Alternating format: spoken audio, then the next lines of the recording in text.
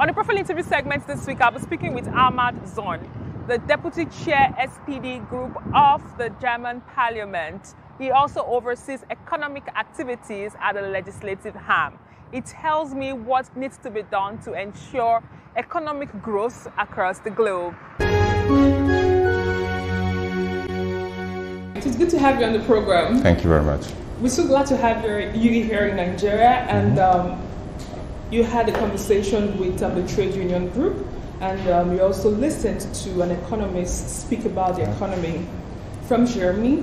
You're leading the legislative team when it comes to economy. Can you tell us why it's important for you to come and hear our own story? I think Nigeria is one of the biggest players on the continent. We know the country has a huge potential, and we in Germany, we want to do business with Nigeria. We want to intensify our relationship in terms of trade, in terms of investment, and that's why it was important for me to come here on the ground and be able to talk to different people and get a better understanding of what's going on here in the country.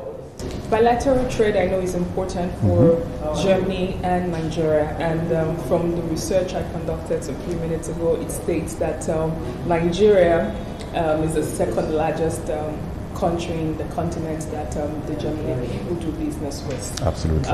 Looking at the challenges we're facing, what lessons do you think we can learn from your continent?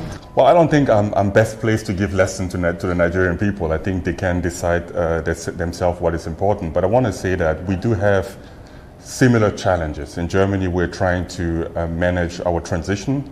We want to be climate neutral, but we want to keep our industry in Germany. We're looking at the digital transformation, and we want to have more innovation.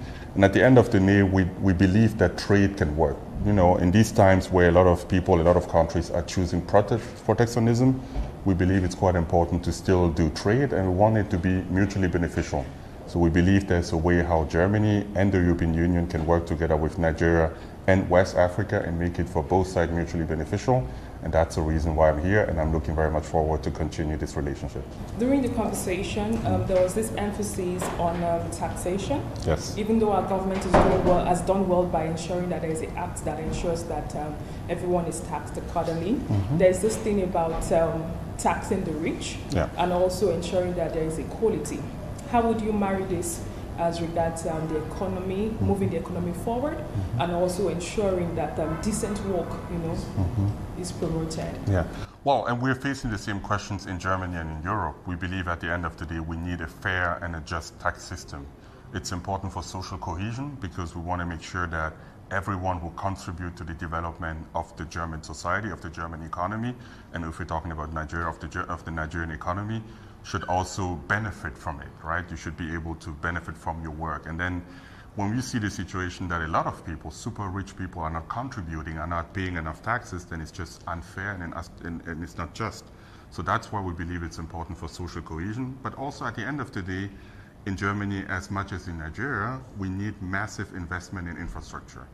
And obviously we know the state is not going to be able to finance all of it, but at least we should be able to place an initial investment, and that's what we're looking at, increasing the tax revenue. And I know that in Nigeria, tax collection is still a big issue.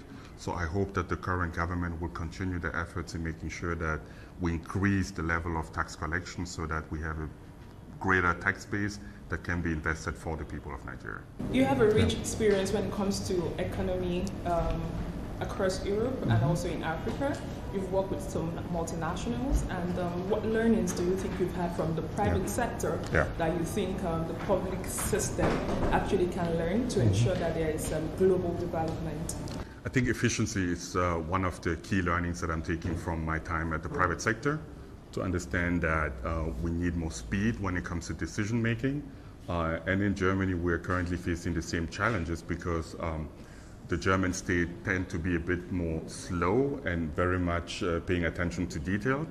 But we need more and more to understand that we're living in a very dynamic, fast-changing and agile world where speed is super important. Innovation and speed are the most important criteria right now. So I believe that we should be able as a state to make sure that decisions are taken based on facts, based on efficiency, but also quite fast, so that we can keep up with the rapid evolution of modern technologies we're seeing.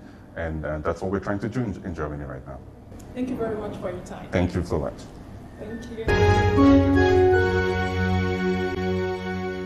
And that's all we can take on today's edition of the program. Join us next week for a fresh edition of the show. I am Sharon Ijason. Thanks for watching, and remember that labor creates wealth.